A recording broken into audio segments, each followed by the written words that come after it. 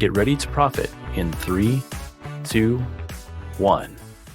Hey squad, today's episode is experimental in nature, and I say that because we are going to focus it entirely on a specific industry. So if you like this and you want more of it, or you even want to propose another industry that we deep dive into, let us know on social. You could hit us up on LinkedIn, and we'll be happy to look at that request. So today's episode is about addiction treatment centers. So treatment center marketing is the topic. It's something that we're passionate about, something that we work on quite a bit here at 2100 Digital. And so let's dive right in. And like always, I've got Ray and Blake here with me. Hey guys. Hey there. How's it going? Good, and happy Friday. How important is digital marketing within the context of this industry specifically? I mean, it's just like most industries, I would say digital marketing is pretty important.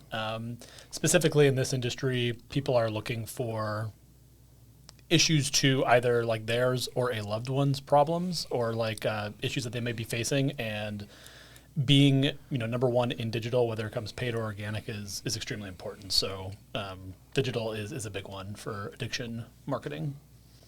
Yeah, and as it pertains to patient acquisition, within this industry, it's not uncommon that digital marketing is the leading pipeline of new admits, secondary or, rivaled only by referrals typically from other professionals and so on. So digital marketing, super, super important, big picture, very competitive, fraught landscape, lots of issues, lots of thorny issues to kind of navigate. Now within digital marketing, let's double click on that as a channel pipeline. What are the most important digital marketing channels or tactics as far as driving admissions to treatment centers? Yeah, I mean, I'll jump in first here. I think we're going to dive in deeper into this, but it really is going to depend if you're one location versus multi-site. But local SEO in either instance, or local like PPC, just local strategies in general, is going to be extremely important, along with having presence when it comes to paid ads, organic. Everything is pretty important, but I would say focusing on local is really big. Mm-hmm. Yeah, absolutely. You want to be able to kind of dominate your region and kind of spread your name whenever someone's searching for a specific treatment type or use case relevant to them, and you want to be in their space in specifically targeting their regions, and it's absolutely crucial to success. Yeah, right on. And when I think about the digital channels, I'm thinking, okay, it's organic and paid search are the leading two, and you might say, well, that's ironic because you happen to provide organic and paid search services, and well, sure. But, I think there's some kind of proof or reasons why that's the case in this industry, because of some of the regulatory and compliance challenges of, social, other forms of advertising, et cetera. And so, right, probably email marketing isn't a leading driver of patient acquisition, nor direct mail campaigns or something else like it. So yeah, super important. Let's talk about, and maybe we should define terms here, because when I talk about, in this episode, or when we're discussing treatment centers and treatment center marketing, we're really using that term kind of broadly, because we do work on both inpatient or residential and outpatient treatment centers. And as far as, services and so on, they could be various or I guess conditions, right? So it's behavioral health kind of broadly, but addiction treatment as well as mental health treatment. So we've got experience in kind of all those areas, but generally we're talking about here a brick and mortar location that's serving patients anyhow, and it could be, a single location, it could be multi-site. So guys, what are some of the big picture, before we deep dive into paid and organic search specifically, some of the challenges that you see in the search engine results, or just for, organizations offering these services in doing their digital marketing? What are some of those challenges? I think one thing that I've seen, and truthfully I see this in a lot of competitor research that we do with companies that we work with, it's their competitors, is kind of a lack of prioritization in terms of really making the effort into digital marketing and spending. And specifically, I want like SEO. I can see in a lot of areas where SEO kind of feels like an afterthought, and I think it's a lot of these treatment centers are either just spread too thin and they don't have the resources necessary to really make it a priority, or they don't know how to build a business case, truthfully. But overall, a lot of times I'm seeing like, when I look at competitor sites, like, oh, this could be a quick win. If this competitor, I wouldn't tell them that, of course, but like, just they're close, but they're not quite getting it right, and there's a lot of improvements. And I think that comes from a place where like either they don't have the budget or they're just spread too thin. Yeah. And so that's a pain point, I think, for a lot of addiction treatment centers. Yeah, I mean, for me, it has to do with your data primarily. I mean, when you think about this space specifically, the cycle from a lead to an admit can be months. It can be up to 90 days. So really being able to understand like what your flow of data looks like all the way from maybe not first touch point, but like first like contact all the way down to the admit, and then understanding what that ratio is from lead to admit is really important across all channels as you understand like where do you put your time and effort to really scale that. Yeah, and when I look at the search engine results pages for common keywords that you'd expect, or you'd maybe want to be visible for within your industry here, there are some issues, right? It's like there are lead aggregator sites that are, because they're running the SEO hustle, in some markets quite well, they've kind of dominated, or they get a lot of the click share, and then they're trying to resell leads or, place leads like a pay-per lead type thing. And some of the tactics involved there are a little bit questionable. I see a lot of deceptive advertising take place, and there's, it's unfortunate, misleading messaging or discrepancies in, the ad says this brand or this center, but you click it, it's actually not, it's a different thing. Those kinds of things happen, and there are some protections on, in this case, the ad platforms like Google Ads has some protections, but this stuff can appear in the wild, and then it's a waiting game to get it taken down and investigated, and so you can see that from time to time. We already kind of hinted at, and we'll get more into some of the regulatory compliance issues that are, within the space, right? They're growing.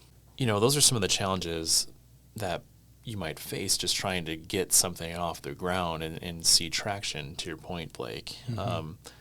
Let's talk, before we get into the disciplines too, talk a little bit more about this activating your data, because I think, beginning with the end in mind, you'd want to, like, to your point, Blake, you want to make like a business case for, well, here's why we should invest precious resources internally, externally, in creating content for these level of care pages, or building, an audience specific, a location specific landing page on our website and optimizing that, or, well, Ray, cost per clicks are $50 a click. No way, so it's like, hey, we need to begin with that business case in mind, but how do you sort of justify it, I guess, or measure and, have the analytics to kind of follow along and improve progress? What do you guys think? Yeah, going back to the data point that I was mentioning earlier, like I think treatment centers need to it's worth it to spend the time on like a CRM, whether it's like a Salesforce or a HubSpot, to really understand like all of these touch like bases, to understand what, like I was mentioning earlier, the lead to admin ratio, because at the end of the day, you're most likely trying to like fill beds and trying to get people to treat. So investing into a CRM and really making sure that's buttoned up is important. Yep. Yeah, 100%. And, what comes to mind for me is the better you can sort of operationalize your data as far as looking at, the census in your treatment center, looking at getting down to the level of admits and understanding the connection between, we put this kind of resources into SEO, into PPC, it drove this many leads, and then this many were qualified, and this many admitted, and here's how long it took them to admit, and, starting to understand some of those dynamics. That's how you can you can improve your intelligence and your decision making around, budgeting, allocation of marketing budgets, and just really improving the return on that investment, which is, in my view, leagues beyond talking only about leads and cost per lead, aka how many people filled out the form on my website or called. Right. And like to expand on that, like understanding like the lead to admit rate for a phone call versus a form fill versus a chat versus this part of the funnel. You know what I mean? So there's like so many different pieces to understand where if somebody comes in on a blog or a piece of content that is more mid-high funnel, understanding like it's probably going to take longer for that person to turn into an admin versus somebody who is a little bit further down the funnel searching for addiction treatment or even your brand name, things like that. So ensuring that you understand like what that ratio is for closing. Yeah, and maybe, if let's suppose like maybe you're in a smaller treatment center or you're working on getting that CRM component that can help you bridge the gap, that currently exists in your data. It's like maybe a starting point would be looking at your total marketing investment, advertising investment, looking at your like average daily census, and as you move that investment up and down, probably a little bit more relevant, Blake, to paid than organic, though you could look at that on a longer time horizon and try to make some informed decisions. But by looking at it in that way, almost like a MER way, and this is like adapting like a MER or like a cost of advertising model from ecom to lead gen, like that could be a starting point. Super interesting. Maybe we should talk about important considerations for SEO and PPC within treatment center marketing. Who wants to start? I mean, we can talk about SEO, and I think really at the forefront of that, and Ray, you mentioned it, it's local SEO. It's sending those strong location signals.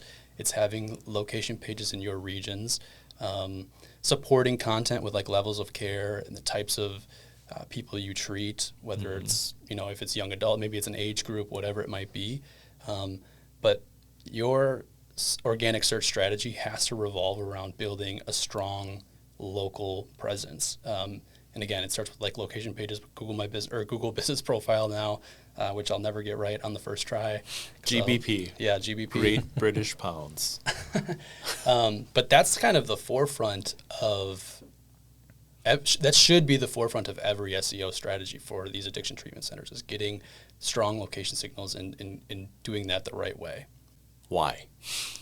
Well, because proximity is king for these types of searches. So if I need addiction treatment of any kind, I'm probably going to want an addiction treatment center that is within a reasonable amount of distance. So what are you going to type into Google to find one within a reasonable distance? Right, addiction treatment near me or addiction treatment city, right? Like addiction treatment Milwaukee. Right, or rehab near me. Rehab, or, right, whatever it might be, right? Detox near me, inpatient near me, whatever. Yep. And take note too, because these are all the terms you want to have coverage for on paid as well, as you're getting within that 15-mile radius. So this is going to make sense for both paid and organic traffic. Yeah, it absolutely does, and that's why it's got to be place number one really where you start, because proximity is king, and you want to dominate probably 15 to 20 mile. Yeah, approximately. Depends really on your competition. Density. Yeah. I like to think about driving distance typically. Yeah, it's that's like, true. hey, how long does it take me to get to this center? Is it 45 minutes? Is it an hour? And then, proximity may differ. Right. And so that's really why it's so important, because when you search for something, the results that are going to show for these types of searches that are relevant to an addiction treatment center, there's going to be a local pack, and then there's going to be, Google is going to prioritize addiction treatment centers that are within, a specific radius from the user where they are in the world. Right. Geographically. Yeah, that's key. I was going to ask that follow-up. So, Blake, what do you expect to see in the search engine results when someone types in near me search? A lot of ads. Right. Well, I mean, that too, right? But seriously, the local pack's going to show up. And right, it's like if you think about this from, big picture again, zooming out, it's like, so if digital is your like number one acquisition channel and then it's SEO and paid within that, great. So you're really playing the game of how how visible am I within the Google search engine result pages for the most relevant keywords to me? And we're positing here that any near me or service plus location search, those are your most important keywords. It's like, how visible are you for those? Visible in terms of organic results, your Google business profile, visible in terms of the blue links, visible in terms of the paid results, and even visible in terms of having a sponsored ad within the local pack, within the map pack, via PMax these days, performance max campaigns in Google Ads, because 80-20, 80-20, 80-20, you're trying to maximize your click share for these important keywords. And the more times you're visible in that search engine result page, the higher your click share is going to be, and you're going to stack the deck in your favor. And you need to do SEO, and you need to do PPC, because you need a cost per admit that's actually sustainable. Yeah, and I think, going back to the multi-site versus single site, your competition is going to vary by market. So really understanding who the top players are by market is going to be important when it comes to who am I competing with, when it comes to organic SERPs, along with, from an auction insight standpoint, with paid. Your results are going to differ based on who the different players are by market. Yeah, and you know why this is so gnarly? It's like, let's say you're a single location treatment center somewhere in some, even like a top 50 U.S. metro, region, like any of them, right? And it's like, okay, well, not only, like for the near me searches, like not only are you likely to be fighting, air quotes, like fighting in the search engine results, like your local competitors, like other treatment centers around you, you're going to be fighting the national treatment centers, the national residential treatment centers, the large ones that are advertising nationally. They're going to be there. You're going to be fighting, like other regional competitors. You might be fighting like a level up, some of the virtual providers, depending on the space. Like there's so much competition, and then you throw in the lead aggregators, and it can get challenging and very competitive in some of these search engine results, to the point, like Ray, we'll see average cost per clicks starting at $10 probably, and all the way up to 100 plus in some cases. So yeah, it truly varies by market. So based on what that competitive landscape looks like, it can vary drastically. Yeah, and I've even seen too, I'll just throw this on like as another little tidbit that can make it even more complex, is sometimes either Google just truly doesn't know, or Google's just doing a bad job of providing relevant results based on the user search. Because sometimes if you search for like rehab centers Milwaukee, or whatever the metro area is, you'll get like occupational rehab type things, right, or physical therapy, things of that nature. Short-term care facility, or like post-surgical rehab, right? Yeah. It's the intent is murky with that. That word itself is wrought with different meaning contexts. Exactly, and so Google just shows all of the above. Yeah. Sometimes, which makes it really, really challenging, because you might feel like, hey, this is like exactly where I need to be. This is where it has the most search volume, which is probably the case because it's being searched by two different audiences potentially. That's why the search volume is maybe higher than another search term. But there's just so many things to kind of navigate through and make sense of that. But it's kind of key. Like, again, just kind of getting to the point, like you kind of have to do all these things to make sure you have coverage where your users are and what they're searching for. Because if you're not, then you're going to miss out on essentially meeting your audience in a SERP. Yeah, and maybe to double click on something you said there, it's like, it's how important it is on both sides of the fence to be in tune with how users are searching, because you want to talk about like the different categories of search intent that we see. Because in my mind, I'm thinking, all right, no brainer, you've got to win the near me, you've got to play the local SEO game and dominate that. It's like, after you do that, and maybe after you build out some service pages and optimize them, Blake, right? Like, detox near me, or, drug rehab near me, whatever. Once you do that, it's like, wow, but the way that users are searching on Google for these services, for this treatment, it's so varied. It's like, super long, get help with drinking, how long do withdrawals last, and blah, blah, blah. Like there's like such a various varied ways in which people might find you and different inroads into your organization. Like, you know, how do we make sense of this, or how do you sort of like think about targeting and reaching people based on how they're searching, I guess? From an organic perspective, I feel like maybe this is more of an organic play, but Could be, yeah. I mean, I think it's still relevant because you could it's better user experience, but you're right. There's so many questions and unknowns, and a lot of times, truthfully too, like users are searching for something, but maybe they need a different level of care and they don't really know. They just want help or whatever it is. But there's a couple of things that you can do to try to bridge the gaps a little bit, and one is to look at people also ask. That's also commonly within a lot of these search engine result pages, the SERPs, and on specific service pages or even land or location pages, whatever it might be, you can just have like an FAQ section, like how long does withdrawal last, like how long is inpatient rehab, or whatever it might be, or you know what I mean, like specific questions that might be asked the people also ask. There's a few tools that you can use to do that. But you can also just do it manually and quite literally Google something and you'll see the questions and start answering them on your page. Also, too, you can. This is if you're a smaller operation like a single site. This is maybe like a lower priority, kind of a down the road future opportunity. But start blogging about really detailed things related to alcohol withdrawal or mental health, like depression, like therapy and whatever it might be, because that type of content, while it might not directly drive traffic, it kind of has an indirect positive impact on your overall search, like overall domain authority and your presence. And you can see lifts on location pages and service pages as a result of the content that you're kind of supporting your overall brand presence with.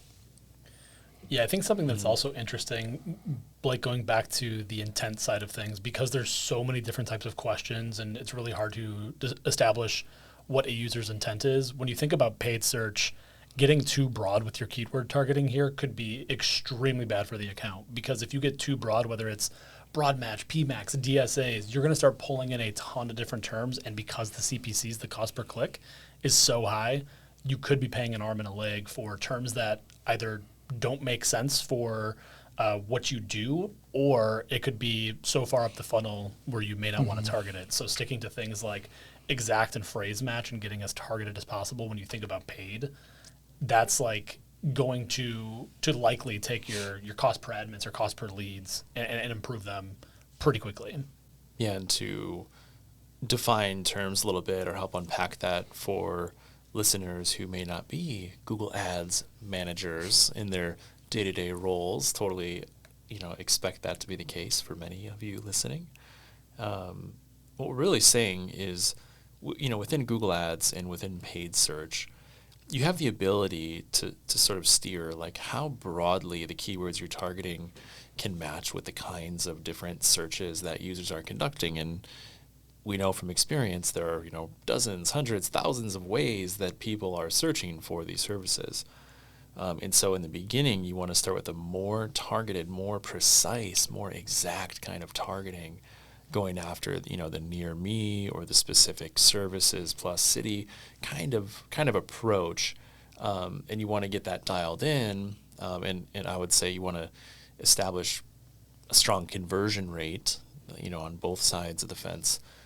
That is possibly the most important thing. I think it's really the unlock for, especially paid, is achieving a certain conversion rate allows you to compete effectively when cost per clicks are so high, because you're for every 100 clicks to your website, if you have a 1% conversion rate, you're turning one of 100 visitors whom you just paid $10 to $100 a piece for into a lead, and then you have to factor in, lead qualification, admission, and et cetera. So the point is, if you're converting 10 out of 100 versus 1, or even 3 or 5 out of 100 instead of 1, it's a game changer. Sorry, that was a little bit of a tangent mode, but yeah.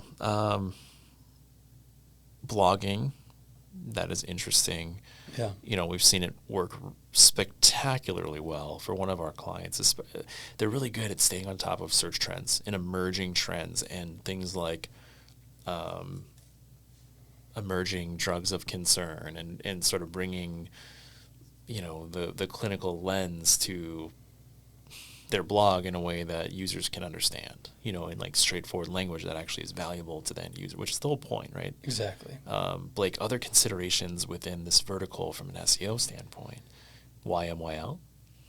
Well, I mean, yeah, that's part of why the SERPs are so murky and so like your money, your life, YMYL, is because Google is sort of realizes that this is very important and they want to get it right. And sometimes they're trying so hard to please everybody that it almost makes it more difficult, which is actually kind of a theme that addiction treatment centers and sometimes like on specific pages, you might want to try to be everything to everybody, but on a single page.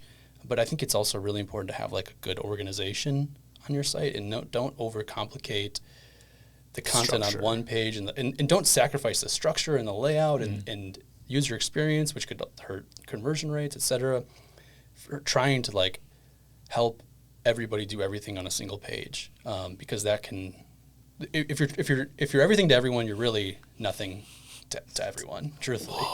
My brain hurts. Yeah, tongue twister. But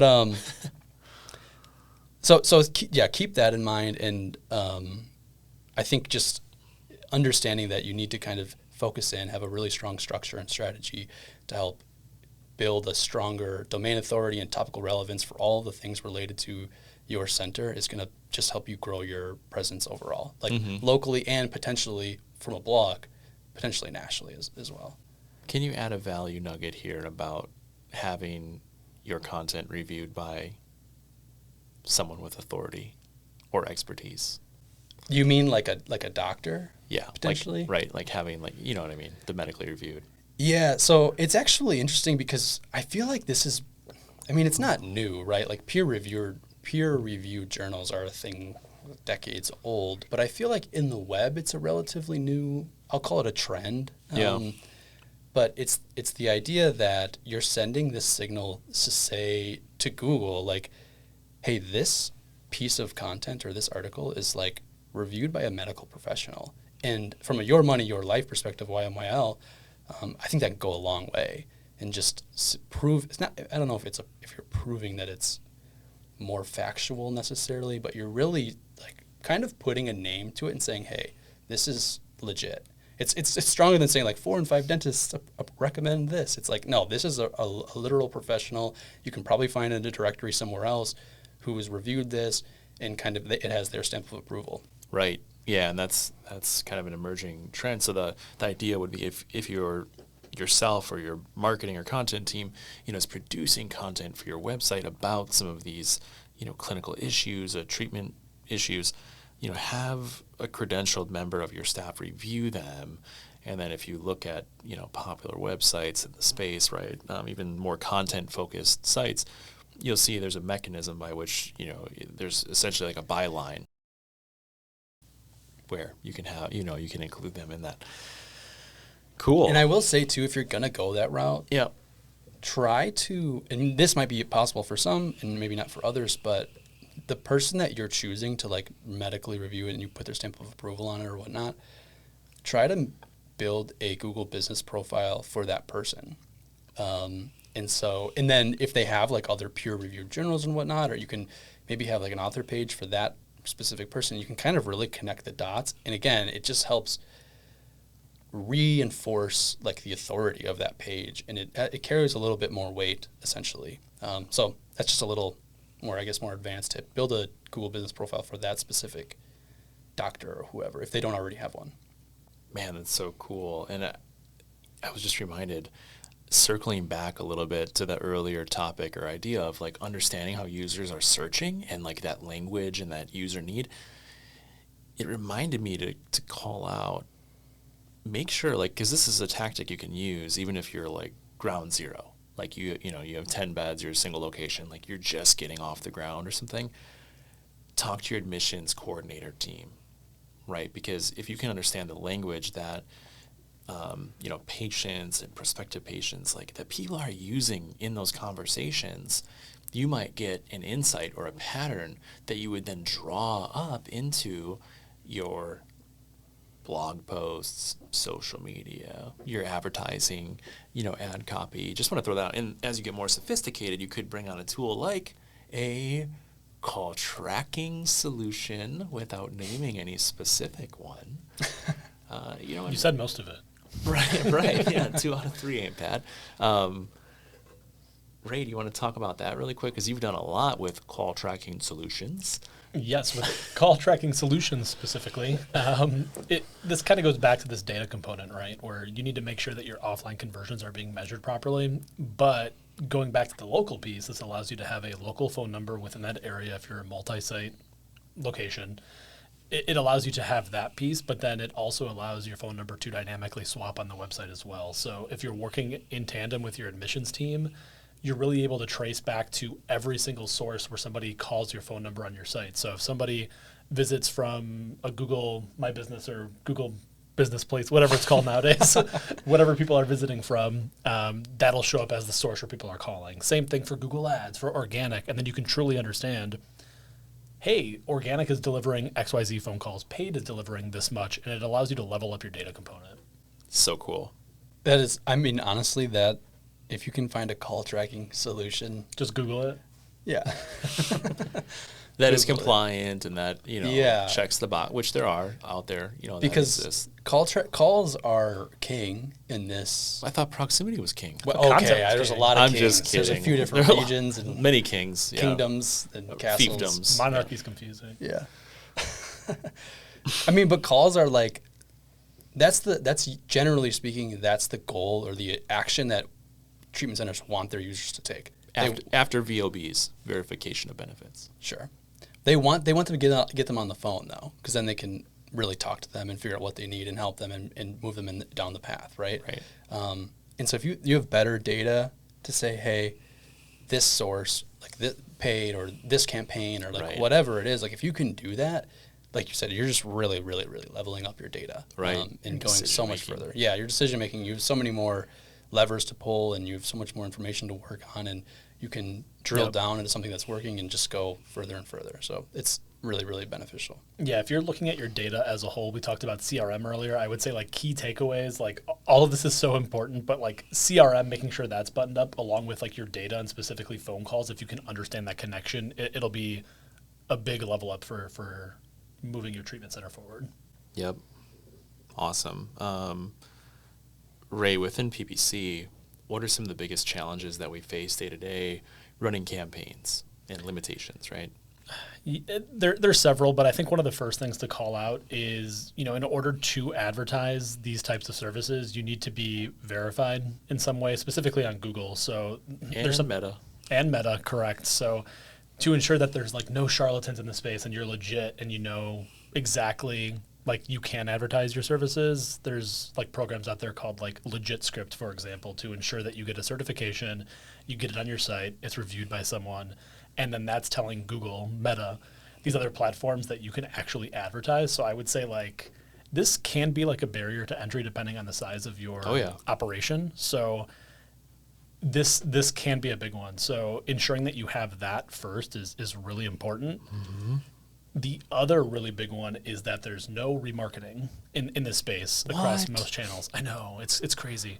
But there are some solutions to that where you can create things like custom intent audiences. And to double click on that, you can tell Google different signals where you're not going to be able to do typical remarketing, but you can tell Google and you can say, these are the type of people I want to target. They are roughly this age, or they search these things, or they browse these websites. And it's kind of like hacking together like an attempt where it's trying to get as close as you can to like remarketing, but it's not going to be as good, but it's kind of the best we have. Right. It's like, because we can't activate first-party data in this niche like we can elsewhere, right? For obvious reasons, it's like we've got to have a firewall basically between your EMR and marketing. And this is an area specifically where there have been some incidents of cases and lawsuits emerging, right, because of personally identifiable information or sensitive health information, sort of leaking or getting, pixeled, for lack of a better term.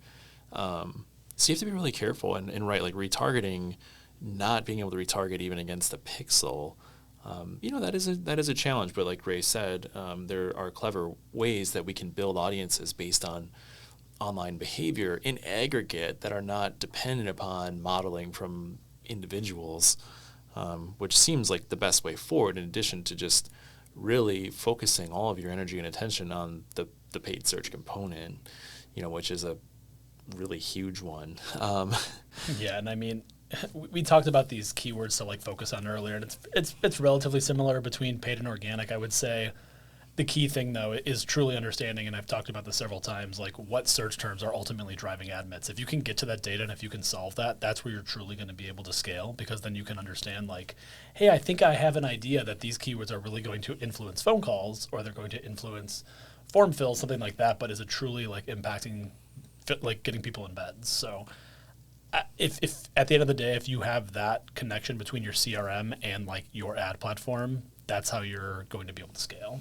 Yeah, or even cut, right? If it's like you're at census or approaching, or you have a strong pipeline and you're concerned about patient experience or quality of care, it's like, well, hey, let's pull back on acquisition a little bit for a week because we're good. We need to take care of the people that are here now, and so thereby, right, you save some money, which is a fantastic thing if you can do it. What about like challenges with ad copy? I'm thinking about like every single ad in the whole account, right, is like restricted medical space, and Yeah, I mean, if you're not a Google Ads manager, and if you do hop into your account someday and you see like all these red flags and it looks like everything's on fire, things probably aren't on fire, but Google, as like a result, says like your ads are restricted, approved, stuff like that. So due to the space, you're not going to be able to deliver on every single search term due to all these compliance issues that we're discussing. But it's just ensuring that Google's trying to make sure that all of the bad people in the space might stay out of like the searches. So I think that's just one thing to keep in mind if you do hop in the account and you're like, oh my gosh, what's happened here? That's just kind of how Google flags things within the account. Right, and just one trend or one kind of pro tip that I've seen time and again in healthcare and medical practices, in certainly for treatment centers, it's like you want to steer clear of using the word "you" in your ad copy, right? We can't imply that an individual searcher has a condition. I believe the official policy reads something like that. And so I've seen many ads get flagged for that reason. And also just another hurdle, right?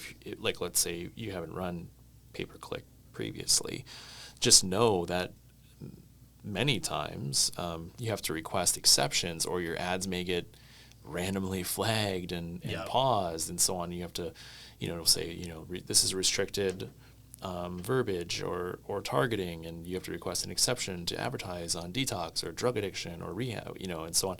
And so that can actually add, there's a time component and an effort component of, applying for the exception, getting re-enabled, running again, ramping back up, adjusting the bids again, the whole thing. So I think one more interesting thing to call out, and both Ben and I have mentioned PMax or Performance Max a couple of times in this call, and to summarize, it's a rather broad targeting component within Google Ads campaigns. My recommendation would be, if you are a treatment center and if your data isn't to the level where you would want it to be, and a majority of your spend is going towards Performance Max, you may want to take like a second look at that, because your targeting may be too broad. So if that's too specific for you, I'd recommend getting in touch with somebody who knows Google Ads a bunch, because there's a chance that you could be wasting a majority of your spend inside the specific campaign type on Google if it's not set up properly. It has the tendency to waste a lot of dollars. Right, and there are certain approaches you can use to try to encourage it to deliver more Google Business Places ads and so on. But to your point, right, if you don't have quality conversion tracking, you don't have the confidence yet in your data, do not recommend placing dollars there and trying to scale it at the outset. It's important. I mean, guys, to start to kind of wind this thing down,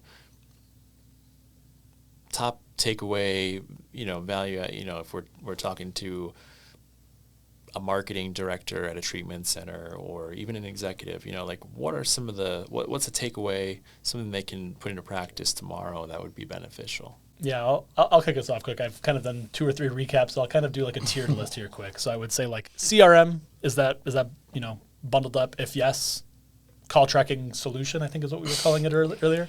Make sure your call tracking solution is in a good spot. And then after that, for Google specifically, if a majority of your dollars are going towards Performance Max, check that out. So I would say like 3 tiered takeaways. And yours are really focused on data. It's like close the loop on the data so you can make better decisions later before you start investing significant dollars. You're going to have a bad time. It's going to be sad. Yes. Yeah. Blake?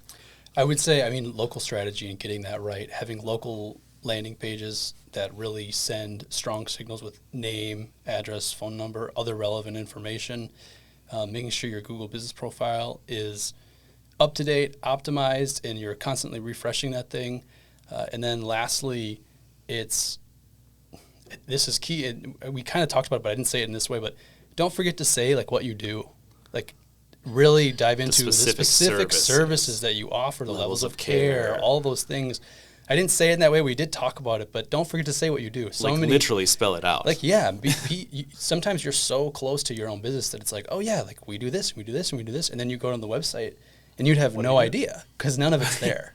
Don't forget. Those things that type of information is just so important. Yep. So build that out. All of those relevant, tangentially important landing pages are key.